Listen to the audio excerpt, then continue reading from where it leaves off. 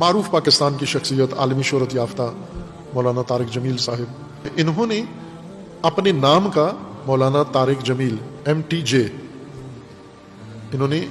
ایک برانڈ اس نام سے بیچیں گے، شلوار قمیض اور لوگوں کے عام ضرورت کی چیزیں یہ بیچنے کا کاروبار شروع کیا ہے۔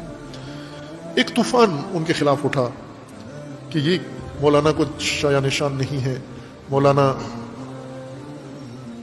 کے لیے نہیں ہے مناسب کہ وہ تجارت کرے یا اپنے نام کا برانڈ شروع کر دے اور کاروبار کرے۔